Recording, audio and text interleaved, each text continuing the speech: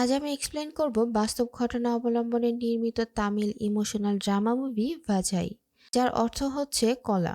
আমরা মানুষরা জীবনে কত কিছুই না করার স্বপ্ন দেখি, কিন্তু কতক্ষণ বেঁচে থাকবো সেটা কি কেউ কখনো চিন্তা করি? 12 বছর বয়সী শিবানন্দ, যার স্বপ্ন লেখাপড়া করে জীবনে অনেক বড় কিছু হওয়া, কিন্তু বাস্তবতা আর দারিদ্রতার জাতাকলে পিষে নির্মম পরিণতির কাহিনী নিয়ে নির্মিত এই মুভিটিতে আমরা দেখব কিভাবে একটি দুর্ঘটনা পরিবারের সকল স্বপ্ন মুহূর্তে মাটিতে মিশিয়ে দেয়। ইমোশনাল এই মুভিটি দেখতে দেখতে কখন যে আপনার চোখের কোণে পানি চলে আসবে তা হয়তো বুঝতেও পারবেন না। চলুন তাহলে শুরু করি আমাদের আজকের মুভি। আর হ্যাঁ, ভিডিওটি ভালো লাগলে দয়া করে চ্যানেলটি সাবস্ক্রাইব করবেন। মুভির শুরুতে আমরা একজন পণ্ডিতকে দেখতে পাই, যে রাতের বেলা গ্রামের মধ্য দিয়ে হাঁটতে হাঁটতে দেবীর কাছে প্রার্থনা করছিল। সে একটি বাড়ির সামনে এসে দাঁড়িয়ে দেবীর কাছে এই বলে প্রার্থনা করতে থাকে যে দুনিয়াতে কেউ শান্তিতে নেই, সবাই শান্তির খোঁজে দিন পার করছে। দেবী যেন সবার মাঝে শান্তি ফিরিয়ে দেয়। এই বাড়িটি ছিল শিবানন্দ নামের 12 বছর বয়সী একটি ছেলের, যার জীবনের নির্মম পরিণতির কাহিনীই জানবো আজকের মুভিতে। শিবানন্দের বাবা ছিল না, মা ও বড় বোন ব্যাম্বোকে নিয়ে তাদের অভাবের সংসার। তাদের গ্রামের সবাই উপার্জনের জন্য কলার বাগানে দিনমজুরের কাজ করত। তার মা আর বোনও সেখানে কাজ করত। শিবানন্দ স্কুলে পড়াশোনা করত, কিন্তু ছুটির দিনগুলোতে তাকেও তার মা বোনের সাথে কাজে যেতে হতো। আগামীকাল তার স্কুল ছুটি, তাই সে রাতের বেলা শুয়ে শুয়ে চিন্তা করছিল আগামীকাল আবার তাকে কাজে যেতে হবে। শিবানন্দ কলার বাগানে কাজ করতে একদমই পছন্দ করত না, যার ফলে সে ঘুমের মধ্যেও স্বপ্ন দেখে যে সে মাথায় করে কলার বোঝা নিয়ে যাচ্ছে। সে এই কাজটা এতটাই অপছন্দ করত যে যাবার সময় কলাগুলো পানিতে ফেলে দেয়। আর এদিকে এই স্বপ্ন দেখতে দেখতে সে বিছানা ভিজিয়ে ফেলে। সকালবেলা শিবানন্দ কাজে যাওয়ার ভয়ে ঘুমের ভান ধরে খাটের নিচে শুয়ে থাকে। তার বোন তাকে ঘুম থেকে জাগানোর চেষ্টা করে, কিন্তু সে ইচ্ছা করেই সাড়া দিচ্ছিল না, যাতে তাকে কাজে যেতে না হয়। ব্যাম্বো তার ছোট ভাইয়ের চালাকি বুঝতে পেরে শিবানন্দকে বলে আজকে তাকে কাজে যেতে হবে না, কারণ গ্রামের এক বৃদ্ধ লোক মারা গিয়েছে। এটা শুনে শিবানন্দ আনন্দে লাফ দিয়ে ঘুম থেকে উঠে পড়ে। শিবানন্দ কাজে যেতে হবে না এই খুশিতে দৌড়াতে দৌড়াতে সেই মৃত লোকটির বাড়িতে চলে আসে। সেখানে গ্রামের সবাই ঢোল বাজিয়ে নেচে নেচে শোক পালন করছিল। এই গ্রামের কেউ মারা গেলে তারা কান্না না করে নেচে গিয়ে শোক পালন করে।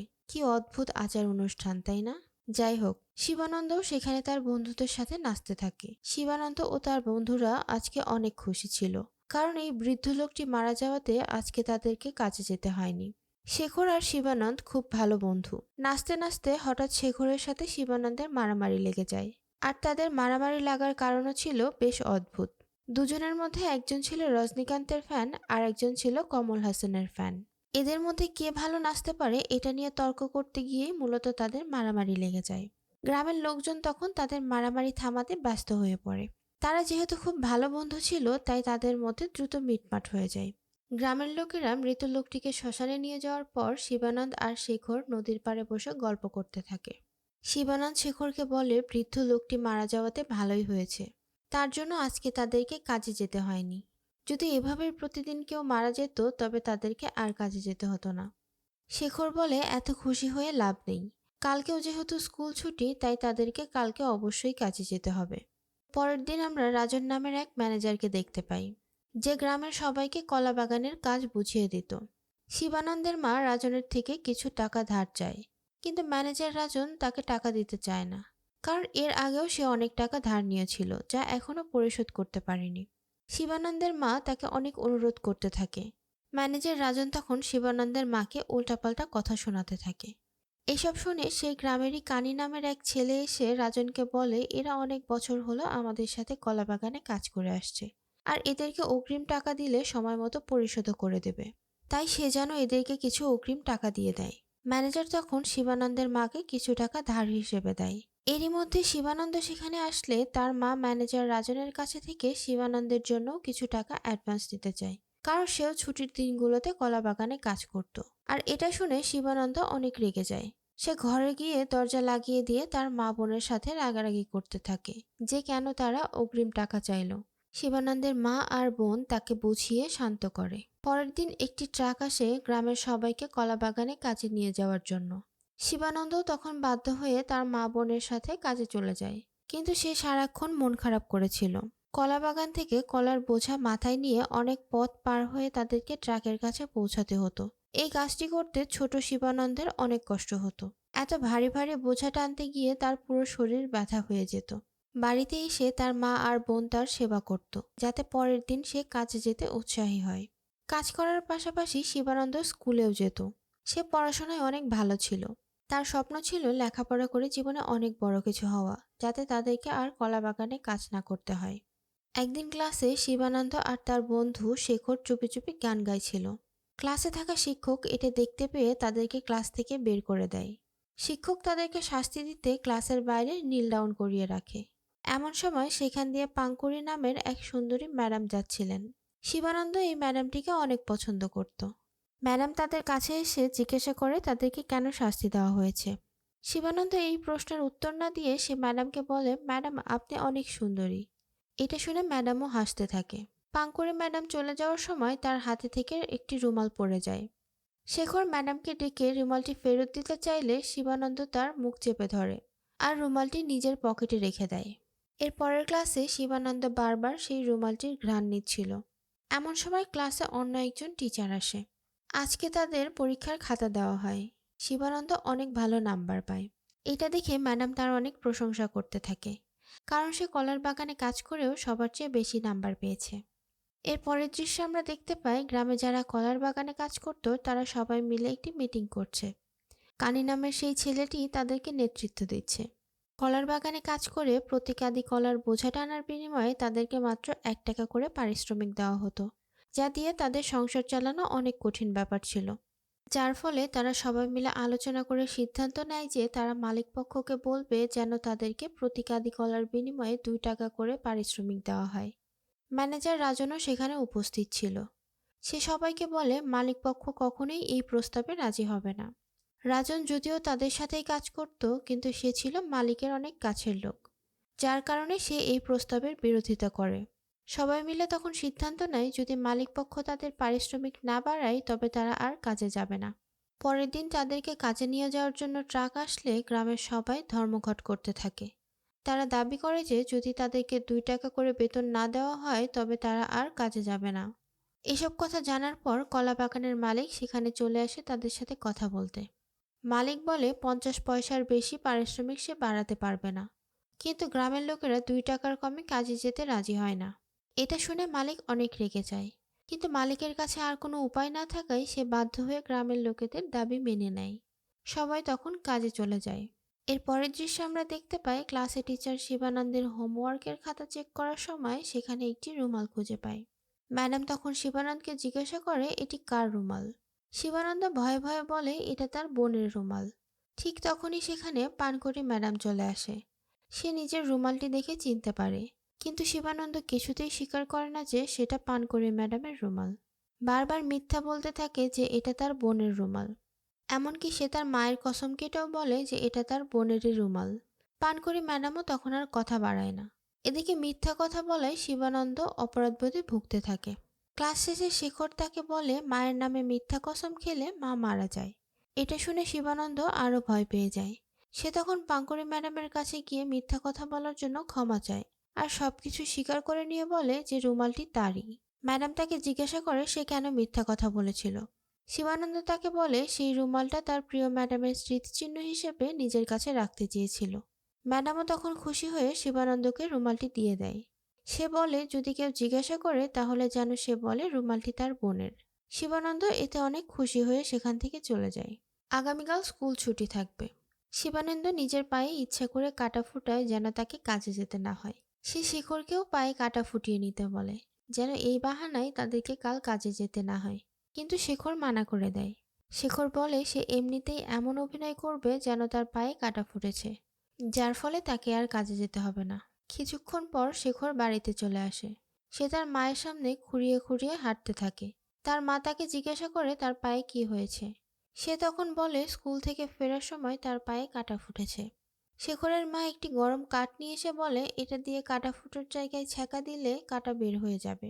এটা শুনে শেখর অনেক ভয় পেয়ে যায়। সে তখন তার মাকে সব সত্যি কথা বলে দেয়। সে তার মাকে বলে সে আর শিবানন্দ মিলে প্ল্যান করেছিল যে কাটা ফুটলে তাদেরকে আর কালকে কাজে যেতে হবে না, তাই সে এতক্ষণ কাটা ফুটার অভিনয় করছিল। এটা শুনে শেখরের মা অনেক রেগে যায়।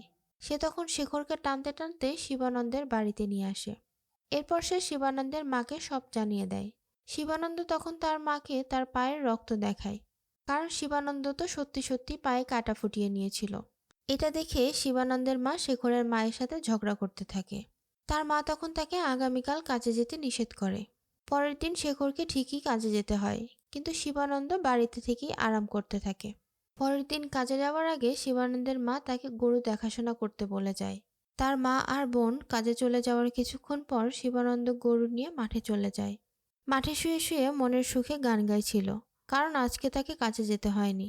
এমন সময় সে দেখতে পায় মাঠের পাশ দিয়ে পানকড়ি ম্যাডাম স্কুটি চালিয়ে কোথাও যাচ্ছিল। শিবানন্দ তখন গরুটিকে একটি গাছের সাথে বেঁধে রেখে ম্যাডামের কাছে যায়। সে ম্যাডামের কাছে জানতে চায় সে কোথায় যাচ্ছে। পানকড়ি ম্যাডাম তাকে জানায় সে ধান ভাঙাতে রাইস মিলে যাচ্ছিল। শিবানন্দও তখন তার সাথে যেতে চায়। ম্যাডাম বলে, তুমি আমার সাথে গেলে তোমার গরুটিকে কে দেখাশোনা করবে? শিবানন্দ বলে, এই গরুটি অনেক ভদ্র, সে কোথাও যাবে না, আর তাকে গাছের সাথে বেঁধে রাখা আছে। পানকড়ি ম্যাডাম তখন শিবানন্দকে সাথে নিয়ে যেতে রাজি হয়। রাইস মিলে যাওয়ার পর শিবানন্দ ম্যাডামের কাজে অনেক সাহায্য করে। কাজ শেষে তারা যখন ফিরে আসে তখন শিবানন্দ মাঠে তার গরুটিকে দেখতে পায় না। পানকড়ি ম্যাডাম তখন শিবানন্দের কাছে জানতে চায় তার গরুটি কোথায় গেল। শিবানন্দ তাকে বলে, হয়তো এখানেই আশেপাশে কোথাও আছে, আপনি বাড়ি চলে যান, আমি খুঁজে দেখছি। এটা শুনে পানকড়ি ম্যাডাম চলে যায়। শিবানন্দ তখন গরুটিকে খুঁজতে শুরু করে, কিন্তু সে কোথাও খুঁজে পায় না। এবার শিবানন্দ অনেক ভয় পেয়ে যায়। সে তখন সেখানে থাকা একটি লোককে জিজ্ঞাসা করে সে তার গরুটিকে দেখেছে কিনা। লোকটি জানায় পাহাড়ের উপরে গিয়ে খুঁজে দেখতে। শিবানন্দ পায়ে ব্যথা থাকার কারণে সে খুঁড়িয়ে খুঁড়িয়ে হাঁটতে থাকে। সে পাহাড়ের উপরেও অনেক খোঁজাখুঁজি করে, কিন্তু কোথাও তার গরুটি খুঁজে পায় না। এবার শিবানন্দ হতাশ হয়ে গরুটির নাম ধরে চিৎকার করে ডাকতে থাকে। সে মন্দিরে গিয়ে ঠাকুরের কাছে প্রার্থনা করে যেন সে তার গরুটিকে খুঁজে পায়। এমন সময় শিবানন্দের সাথে কানির দেখা হয়। কানি তখন তাকে জিজ্ঞাসা করে কি হয়েছে, সে কেন কান্না করছে। শিবানন্দ তাকে সব কথা খুলে বলে যে সে তার গরুটিকে খুঁজে পাচ্ছে না।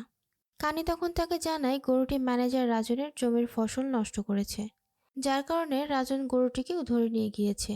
কানি তখন শিবানন্দকে নিয়ে তাদের বাড়িতে আসে। এদিকে ম্যানেজার রাজন গরুটিকে নিয়ে শিবানন্দের বাড়িতে আসে। এখানে সে শিবানন্দের মাকে অনেক আজেবাজে কথা বলে অপমান করতে থাকে, কারণ তাদের গরু তার জমির অনেক ফসল নষ্ট করেছে। এমনকি সে শিবানন্দের মায়ের ঋণের টাকা নিয়েও অনেক কথা শোনাতে থাকে। শিবানন্দের মা তখন কান্না করতে করতে হাত জোড় করে রাজনের কাছে মাপ চায়। তারপরেও সে তাকে অপমান করতেই থাকে।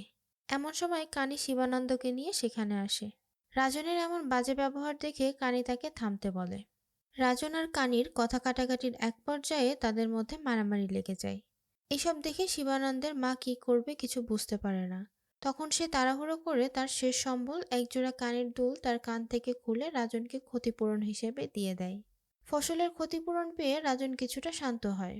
শিবানন্দের মা অনেক কষ্ট পায়, কারণ এই দুলজোড়া ছিল তার মৃত স্বামীর শেষ স্মৃতি।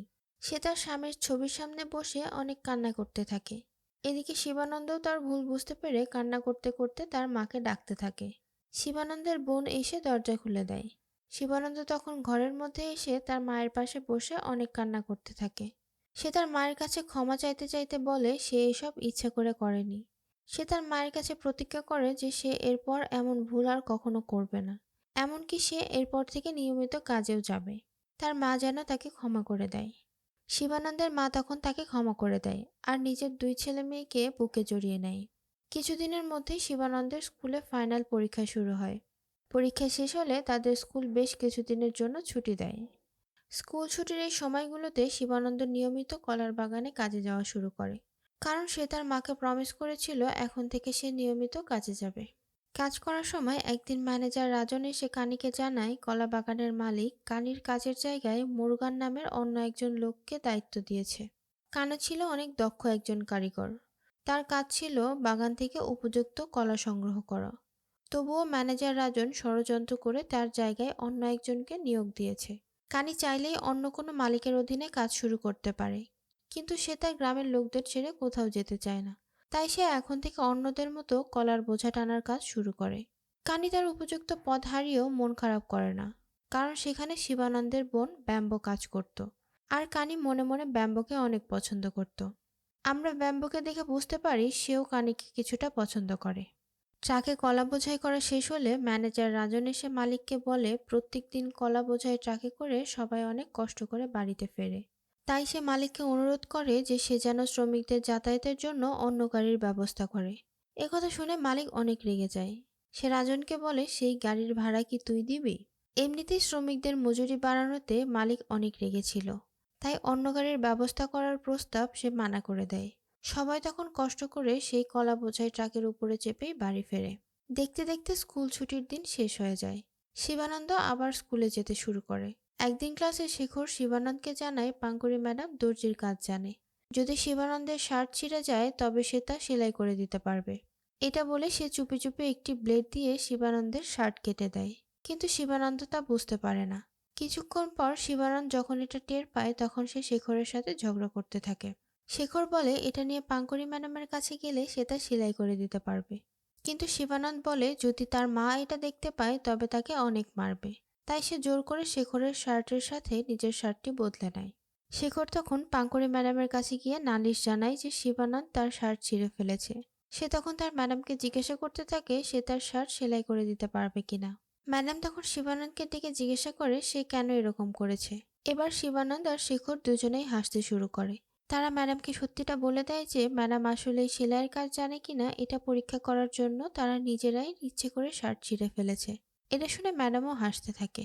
ম্যাডাম তাদেরকে শার্ট সেলাই করে দিতে রাজি হয়, কিন্তু তার বিনিময়ে তাকে মেহেদি পাতা এনে দিতে বলে। পরের দিন শিবানন্দ আর শেখর এসে পাঙ্কুরি ম্যাডামকে মেহেদি পাতা দেয় আর তাদের শার্ট নিয়ে চলে যায়। সেদিন স্কুলে তারা জানতে পারে কিছুদিন পর স্কুলে একটি অনুষ্ঠানের আয়োজন করা হবে, আর সেই অনুষ্ঠানে সবাইকে কিছু না কিছু পারফর্ম করতে হবে। শিবানন্দ তখন সেই অনুষ্ঠানে ডান্স পারফরমেন্স করতে চায়। পাঙ্কুরি ম্যাডাম এসে তাকে বলে সে যেন এর পরের দিন থেকে তার কাছে এসে ডান্স প্র্যাকটিস করে। পাঙ্কুরি ম্যাডামের কাছে নাচ শিখতে হবে জেনে শিবানন্দ অনেক খুশি হয়। সে বাড়ি ফিরে দেখে তার মা অনেক অসুস্থ। শিবানন্দকে তার মা বলে অসুস্থতার জন্য সে কিছুদিন কাজে যেতে পারবে না। কিন্তু কাজে না গেলে ম্যানেজার রাজন তার ঋণের টাকার জন্য আবারও তাদেরকে অপমান করতে পারে। তাই সে শিবানন্দকে বলে সে যেন কিছুদিন কাজ করতে চায়। মায়ের কাছে এসব কথা শুনে শিবানন্দ অনেক রেগে যায়। সে বলে সে তো শুধু প্রমিস করেছিল যে ছুটির দিনগুলোতে নিয়মিত কাজ করবে, কিন্তু এখন স্কুলে না গিয়ে কাজে যেতে হবে জন্য এটা নিয়ে তার মায়ের সাথে অনেক রাগারাগি করতে থাকে। পরের দিন শিবানন্দ স্কুল থেকে এসে দেখে কয়েকজন লোক তাদের গরুটিকে নিয়ে যাচ্ছে। সে তখন তার মাকে জিজ্ঞাসা করলে তার মা জানায় সে গরুটি বিক্রি করে দিয়েছে। শিবানন্দ এর কারণ জানতে চাইলে তার মা তাকে বলে যে সে ম্যানেজার রাজনের কাছে থেকে 3 জনের কাজের জন্য অগ্রিম টাকা নিয়েছিল, কিন্তু এখন সে অসুস্থ থাকায় আর কাজে যেতে পারছে না। তাই ঋণের টাকা পরিশোধ করতে সে গরুটিকে বিক্রি করে দিয়েছে। শিবানন্দ অনেক মন খারাপ করে গরুর পিছু পিছু ছুটতে থাকে, কারণ এই গরুটা ছিল তার অনেক পছন্দের। শিবানন্দ রাস্তায় বসে অনেক কান্না করতে থাকে। রাতের বেলা শিবানন্দ মন খারাপ করে বসেছিল। তার বোন এসে তাকে বলে সকালবেলা রাজন এসে ঋণের টাকার জন্য তার মাকে আবার অনেক কথা শুনিয়ে গিয়েছে, যার জন্য তার মা গরুটিকে বিক্রি করতে বাধ্য হয়েছে। শিবানন্দ তখন কিছুটা শান্ত হয়। এরপর সে তার বোনকে কিছু মেহেদি পাতা দেয়। তার বোন মেহেদি পাতাগুলো পেয়ে অনেক খুশি হয়, আর সেখান থেকে কিছু পাতা কানিকে দিয়ে আসতে বলে। শিবানন্দ কানিকে অনেক পছন্দ করত। সে চাইতো তার বোন যেন কানিকে বিয়ে করে। শিবানন্দ মেহেদি পাতাগুলো দিতে কানির কাছে যায়। কানি যখন জানতে পারে শিবানন্দের বোন তার জন্য মেহেদি পাতা পাঠিয়েছে সে অনেক খুশি হয়। সেদিন রাতের বেলা শিবানন্দ তার বোনকে স্কুলের অনুষ্ঠানের ব্যাপারে বলে। সে জানায় সেখানে সে একটি ডান্স পারফরমেন্স করতে চায়। সে তার বোনকে অনুরোধ করে যে সে যেন তার মাকে বলে তাকে ছুটির দিনে কাজে না পাঠিয়ে স্কুলে যেতে দেয়, কারণ ম্যাডাম তাকে ডান্স প্র্যাকটিস করার জন্য স্কুলে যেতে বলেছে। তার বোন বলে এসব জানলে মা অনেক রাগ করবে, তুই নিজে গিয়ে মাকে সব বল। শিবানন্দ তাকে অনেক অনুরোধ করতে থাকে। সকালবেলা শিবানন্দের বোন তার মাকে সবকিছু বলে, কিন্তু তার মা রাজি হয় না, কারণ তাকে অল্প দিনের মধ্যেই ধারের টাকাগুলো পরিশোধ করতে হবে। যদি শিবানন্দ কাজে না যায় তবে সে টাকাগুলো পরিশোধ করতে পারবে না। শিবানন্দের বোন তখন তাকে কাজে যাওয়ার জন্য ঘুম থেকে ডেকে তোলে। শিবানন্দ ঘুম থেকে উঠে এসে তার মাকে বলে তার পায়ে অনেক ব্যথা, তাই সে আজ কাজে যেতে চায় না, কিন্তু কাল থেকে সে অবশ্যই কাজে যাবে। এটা শুনে তার মা এই অসুস্থ শরীর নিয়ে নিজেই কাজে যেতে চায়। এতে শিবানন্দ কাজে যেতে বাধ্য হয়। এরই মধ্যে ট্রাক এসে পড়লে শিবানন্দ সকালে কিছু না খেয়ে ট্রাকে উঠে পড়ে। তার মা তার জন্য বাটিতে করে খাবার দিয়ে দেয়, যাতে সে কাজে গিয়ে খাবার খেতে পারে। শিবানন্দ ট্রাকে উঠে অনেক মন খারাপ করে থাকে। শেখর এসে শিবানন্দকে মন খারাপ করে থাকতে দেখে তার বোনের কাছে অনুরোধ করতে থাকে যেন সে শিবানন্দকে স্কুলে যাওয়ার অনুমতি দেয়। ছোট ভাইকে মন খারাপ করে থাকতে দেখে শিবানন্দের বোন তাকে স্কুলে যেতে বলে। শিবানন্দ তখন অনেক খুশি হয়ে স্কুলের দিকে দৌড়াতে থাকে। সে স্কুলের সামনে এসে বসে থাকে। কিছুক্ষণ পর পাঙ্কুরি ম্যাডাম সেখানে চলে আসে। ম্যাডাম শিবানন্দকে দেখে জানতে চায় সে কেন এই ময়লা শার্ট পরে স্কুলে এসেছে। শিবানন্দ জানায় এটি তার কাজের পোশাক, সে কাজে না গিয়ে স্কুলে এসেছে। শিবানন্দ তার ম্যাডামকে বলে আজকে তাকে দেখতে অনেক সুন্দর লাগছে। ম্যাডাম তাকে বলে তাহলে কি এতদিন তাকে সুন্দর লাগতো না? শিবানন্দ বলে এতদিন তাকে তার মায়ের মতো সুন্দর লাগতো, কিন্তু আজকে তাকে দেখতে তার বোনের মতো সুন্দর লাগছে। এটা শুনে ম্যাডাম অনেক খুশি হয়। শিবানন্দ মনোযোগ দিয়ে নাচ শিখতে থাকে। পাঙ্কুরি ম্যাডাম শিবানন্দকে একটি চকলেট খেতে দেয়। দুপুরবেলা খাবার খেতে বসে শিবানন্দের বোন চিন্তা করতে থাকে যে তার ভাই তো সকাল থেকে কিছুই খায়নি, সারাদিন হয়তো তাকে না খেয়েই থাকতে হবে। এমনকি সে খাবার খেতে বাড়িতেও যেতে পারবে না, কারণ তার মা তাহলে জেনে যাবে যে সে কাজে না গিয়ে স্কুলে গিয়েছিল। সে তখন শিবানন্দের খাবারের বক্সটি কানিকে দিয়ে দেয়। আর এদিকে শিবানন্দ ক্ষুধার জ্বালায় এদিক ওদিক খাবারের খোঁজ করতে থাকে। সে কোথাও কোনো খাবার না পেয়ে ম্যাডামের দেওয়া চকলেটটি খায়, কিন্তু এতে তো আর ক্ষুধা মিটবে না। শিবানন্দ ঘুরে ঘুরে খাবার খুঁজতে থাকে।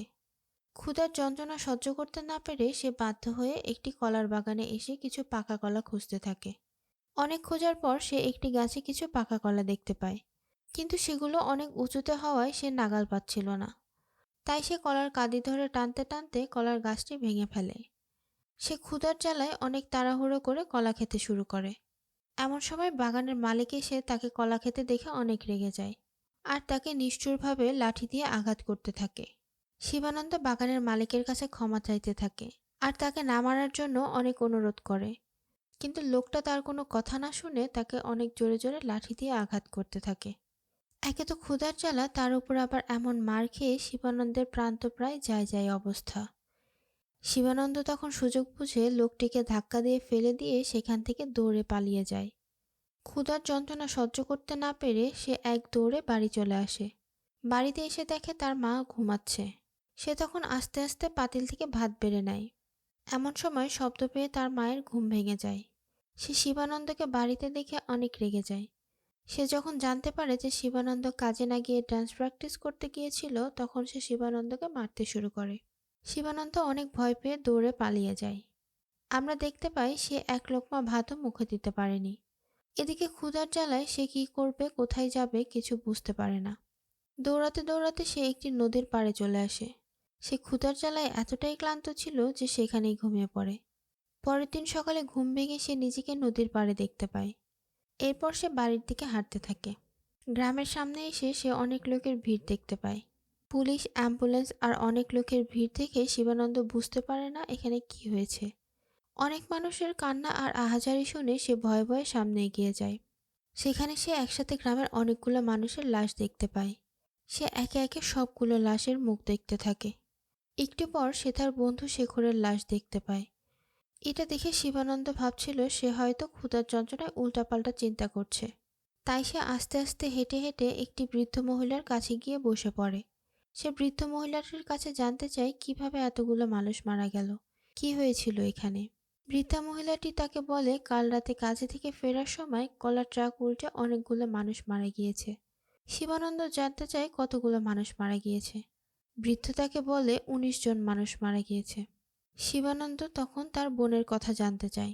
বৃদ্ধ মহিলাটি তখন কান্না করতে করতে জানায় কাল রাতে অ্যাক্সিডেন্টে তার বোনও মারা গিয়েছে। শিবানন্দ এ কথা শুনে দুর্বল শরীর নিয়ে তার বাড়ির দিকে ছুটে যেতে থাকে। দৌড়াতে দৌড়াতে যখন সে তার বাড়ির সামনে আসে, সেখানে সে তার প্রিয় বড় ভাই কানির লাশও দেখতে পায়। সে তার বাড়িতে এসে তার বোনের লাশ দেখে হতবাক হয়ে দাঁড়িয়ে থাকে। ক্ষুধা আর শোক তাকে এমনভাবে গ্রাস করেছে যেন তার আর অন্য কোনো অনুভূতিই নেই। ক্ষুধার যন্ত্রণায় সে চোখে অন্ধকার দেখতে থাকে। সে নিজের পেট হাত দিয়ে চেপে ধরে বসে থাকে। এরই মধ্যে সেখানে বাগানের মালিক আসে গ্রামের লোকেদের সমবেদনা জানাতে, কিন্তু গ্রামের লোকেরা তাকে বাধা দেয়, কারণ তার জন্য আজ এতগুলো মানুষ মারা গিয়েছে।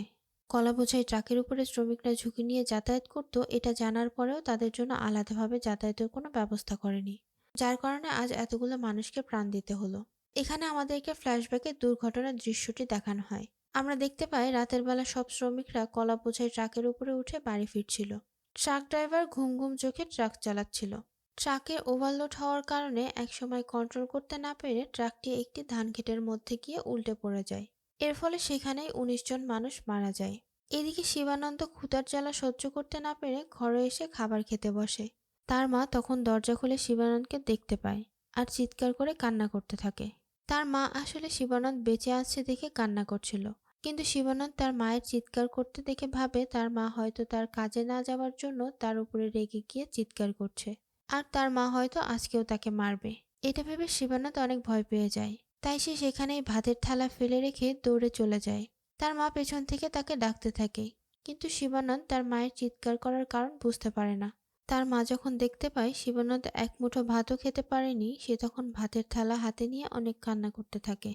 সে ভাবতে থাকে তার ছেলে হয়তো ২ দিন না খেয়ে থাকার কারণে এমনিতেই মারা যাবে। এই দৃশ্যটি অনেক হৃদয় বিদারক ছিল। গ্রামের মহিলারা এসে শিবানন্দের মাকে শান্ত করার চেষ্টা করতে থাকে। আর এদিকে শিবানন্দ দৌড়াতে দৌড়াতে একটি কলা বাগানের মধ্যে চলে আসে। শিবানন্দ এতটাই দুর্বল হয়েছিল যে সে আর দৌড়াতে না পেরে একটি নালার মধ্যে পড়ে যায়। আমরা দেখতে পাই শিবানন্দ ধীরে ধীরে মৃত্যুর কোলে ঢলে পড়ে। গ্রামের লোকেরা শিবানন্দের লাশটি কলার বাগানে খুঁজে পায়। আমরা শিবানন্দের মাকে ছেলের লাশ কোলে নিয়ে নির্বাক হয়ে বসে থাকতে দেখি। এখানেই শেষ হয় আমাদের আজকের মুভি। ধন্যবাদ।